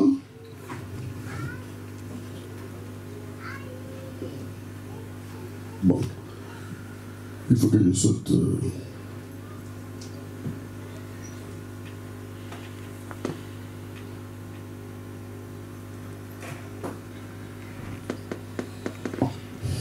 Bon, je prends ce passage.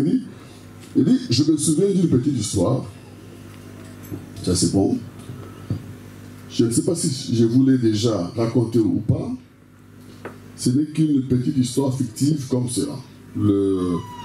Sous la loi, si la vieille mère jument avait un petit poulain et qu'il était un mulet, vous savez, avec des oreilles rabattues, des genoux cagneux, oh, quel horrible muet aux yeux louches! Eh bien, ce mulet, s'il avait pu se voir, il aurait dit, oh là là, oh là là, quand le maître sortira, il me tuera, parce que il ne me nourrira pas. Je ne suis pas digne de vivre. Regardez-moi. Quel horrible gâchis je suis. Alléluia. Amen. Vous suivez? Amen. On peut continuer? Amen. Il est quelle heure? C'est une heure? Bon. Donc le frère Branham dit ceci, que un mulet qui est né, n'est-ce pas, d'une jument, il dit le mulet, n'est-ce pas, qui est né de cette jument-là, est louche. Donc ses yeux louches. Il a, n'est-ce pas, des pattes cagneuses, donc boiteuses. Il n'est pas beau à voir. Il a des longues oreilles rabattues. Il dit que ce mulet, lui-même, il est conscient du mulet. Il s'est regardé au miroir, il a vu que non, moi ici, vraiment, je suis trop laid. Dégoûtant. Même mon maître, quand il va me voir, il va m'abattre. Parce que je ne mérite pas de vivre. Ça, c'est ce que le mulet dit de lui-même. Étant conscient de son état, de sa laideur. Il dit que même si les gens me voient là-bas, vraiment ils vont se précipiter pour m'abattre parce que je ne mérite pas de vivre là sur cette terre. Il dit même, n'est-ce pas, l'herbe que je mange, n'est-ce pas, ne va pas accepter que je la mange. Ça, c'est le mulet. Mais il dit, si la mère de ce mulet est bien instruite, elle va dire au mulet, écoute mon fils, ne te fais pas de soucis. Parce que c'est vrai que tu es dans cet état, tu n'es pas beau, tu es répugnant, tu es, n'est-ce pas, vraiment, on ne peut pas te regarder, mais tu as les droits d'aînesse. Alléluia. Amen. Dans la loi de Dieu, il a prévu que tu puisses être racheté. Donc tu as le droit d'être sauvé. Alors, quand on va partir à l'église, au temple, le sacrificateur ne va pas te regarder toi. Parce que c'est ce qui est écrit dans la loi de Dieu. Amen. Le sacrificateur, lui, va demander l'agneau. Et il va vérifier, examiner plutôt, non pas toi, mais l'agneau qui va te représenter.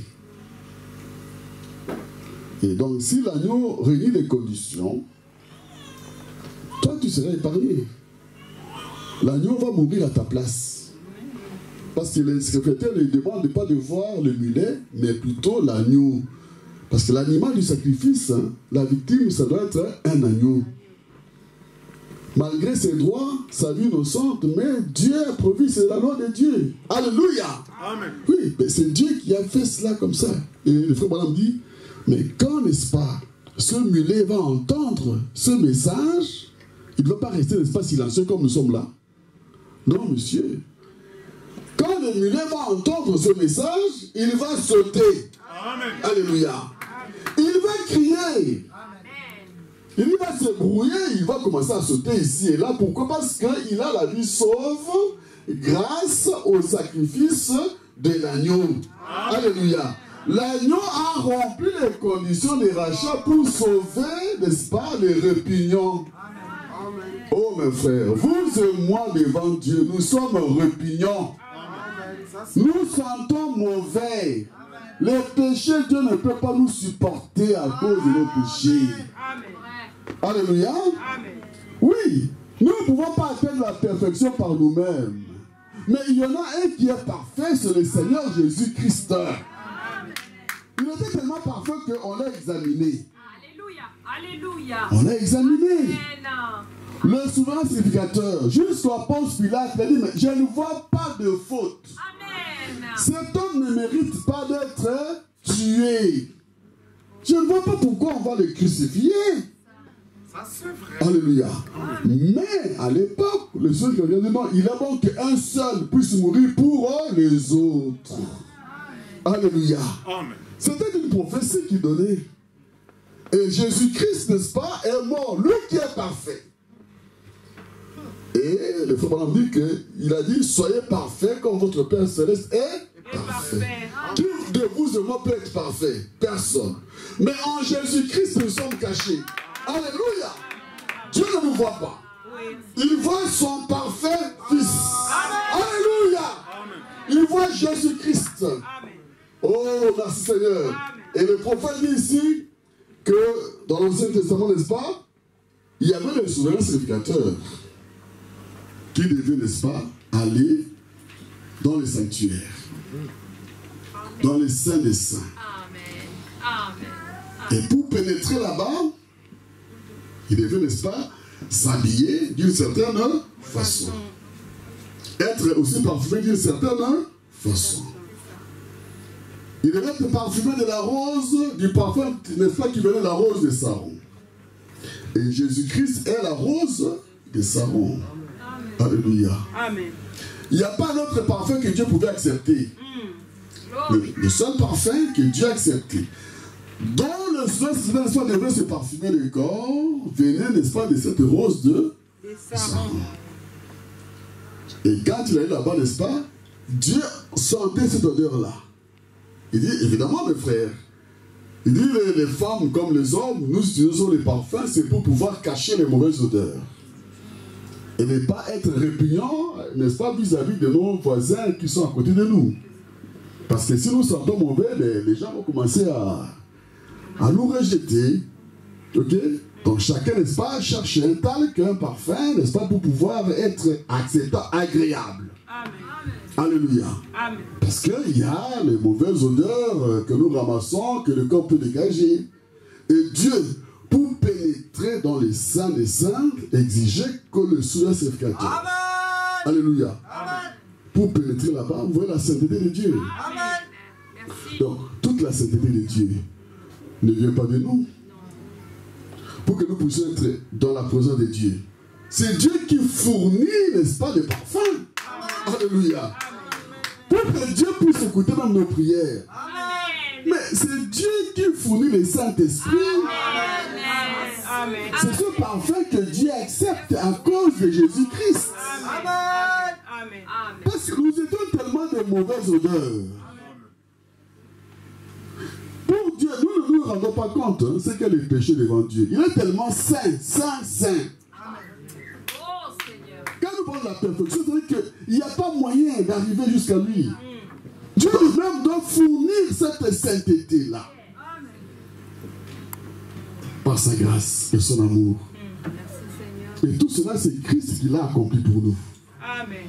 Et donc, il entrait quand Dieu écoutait, n'est-ce pas, sentait cette odeur-là, il acceptait. Tu peux t'approcher. Parce que l'odeur, n'est-ce pas, qu'avait les souhaits, c'est l'odeur que Dieu avait à l'intérieur. Alléluia. Amen.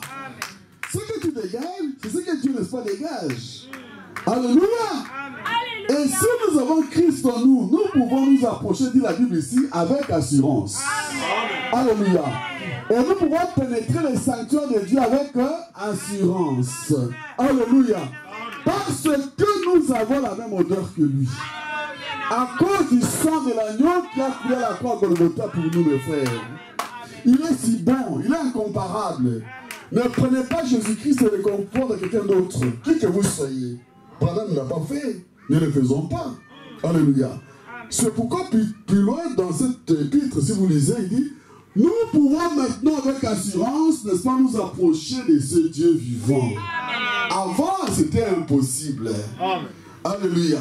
Amen. Pourquoi? Parce qu'il y a ce sang qui parle toujours en notre faveur. Yes. Oui. Amen. Et Dieu ne peut pas mépriser son propre sang.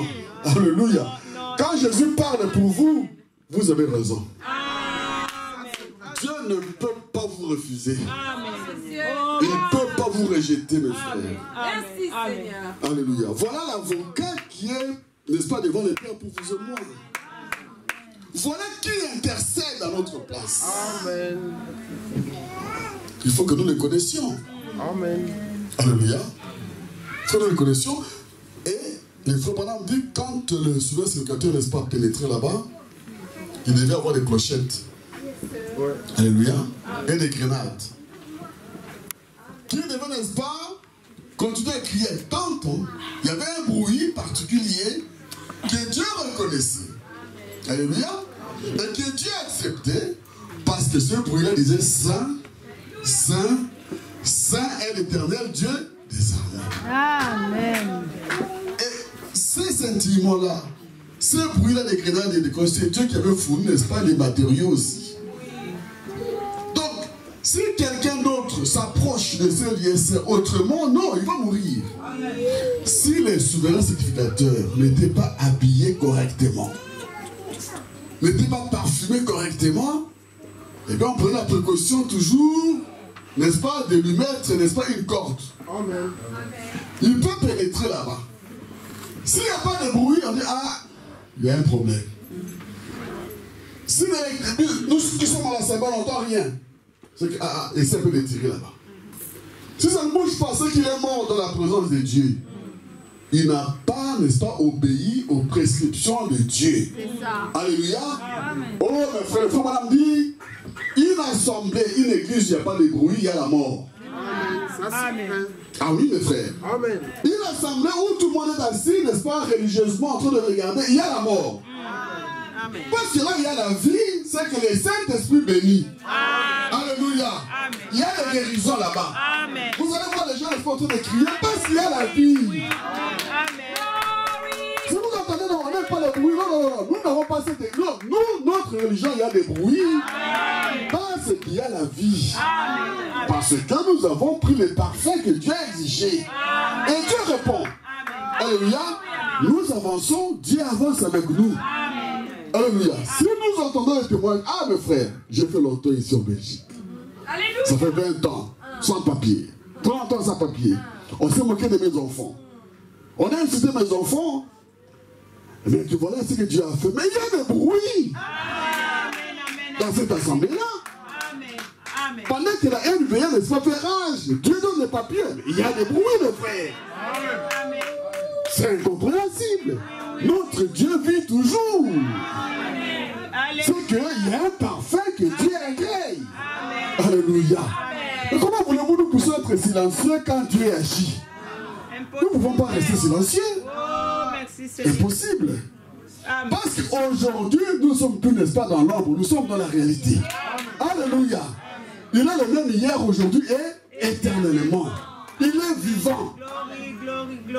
Et son nom, c'est le Seigneur Jésus-Christ. Le frère Branham, il avait observé quelque part une église, ils étaient entrés, ils ont prêché. Puis c'était fini. Il dit, bon, moi, mon église, c'était des estropiés, c'était des malades, c'était des pauvres. On attendait notre tour. Quand ils sont sortis, c'était, n'est-ce pas, une assemblée silencieuse, bien habillée, c'était de la classe, bien endimanchée. Mais quand les miens nous sommes entrés, c'était des bruits à tout moment. Alléluia.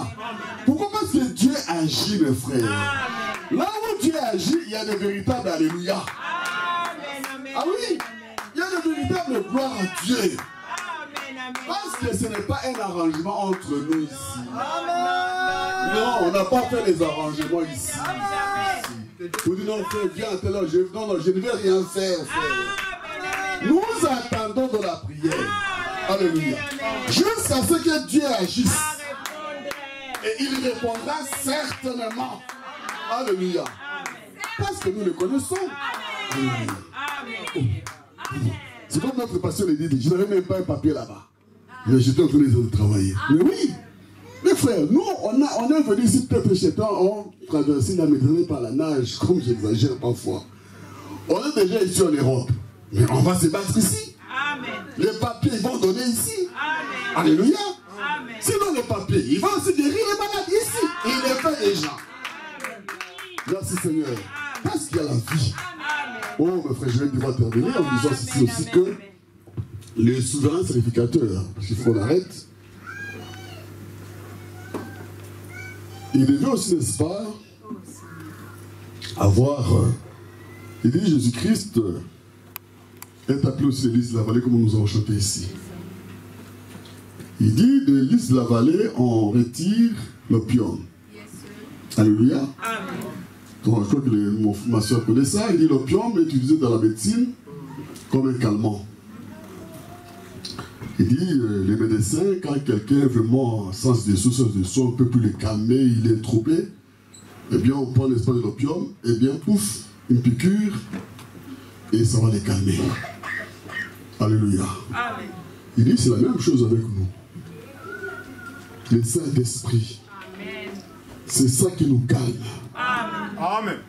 Il y a des situations qui nous dépassent. Que nous ne pouvons pas, n'est-ce pas, gérer nous-mêmes. Il arrive que souvent tu es supporté, tu commences à claquer. Comment on dit claquer? Tu craques. Tu craques. Tu deviens insupportable. C'est-à-dire que tu as prié, ah mais la prière aussi, je suis fatigué. Vous savez que les frères pendant voulaient se donner la mort. Amen, ça c'est vrai. Oui. Ça peut arriver. Mais n'allez pas faire ça parce que moi, je viens de connaître une situation, nous venons de connaître une situation chez moi là où je travaille. Un jeune de 30 ans. On arrive, c'était quand ici? Jeudi ou quel jour ici? Pour commencer le boulot. Non, mais attendez, il y a une communication. Attendez 30 minutes.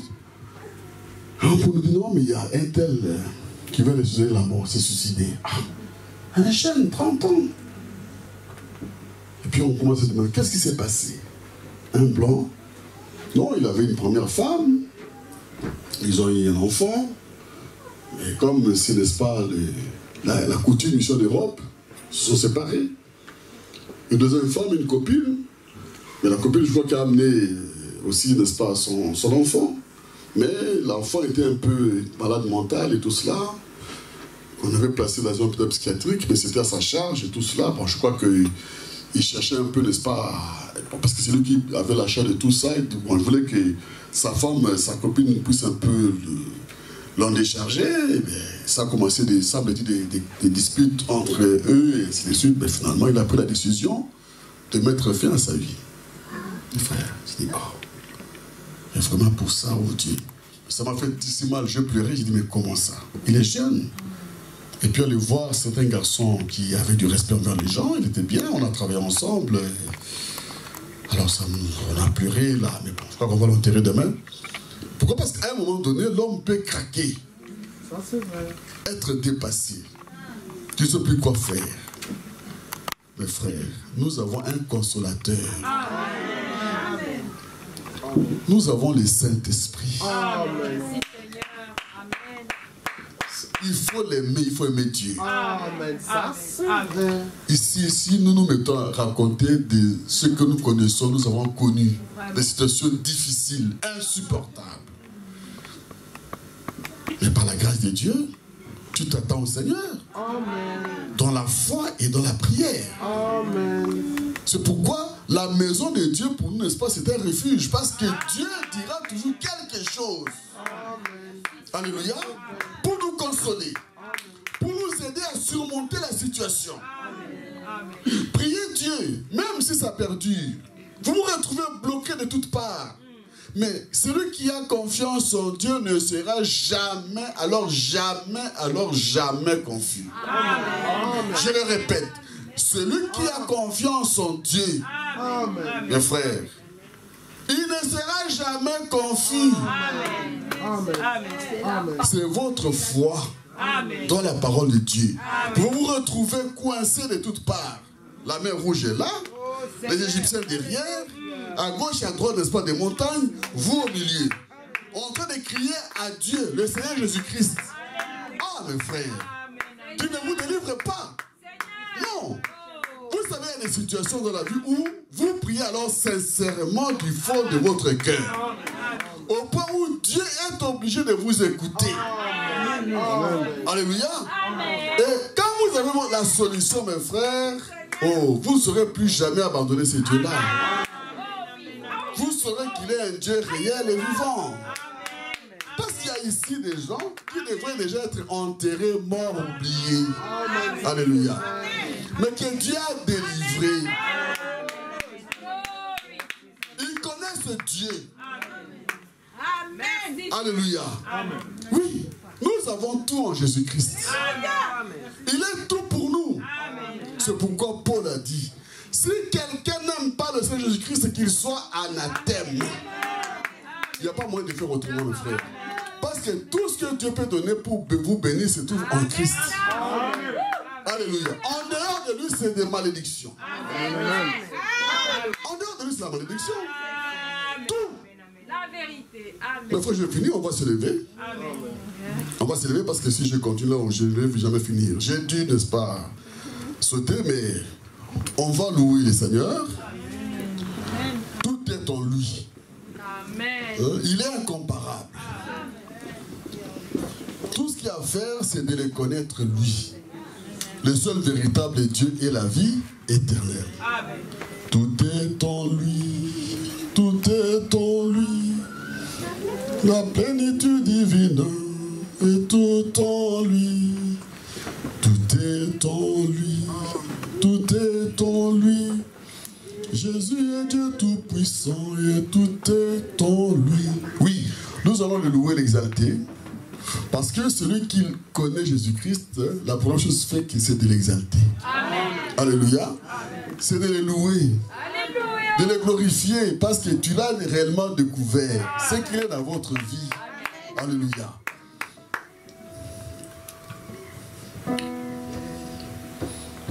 On peut y aller.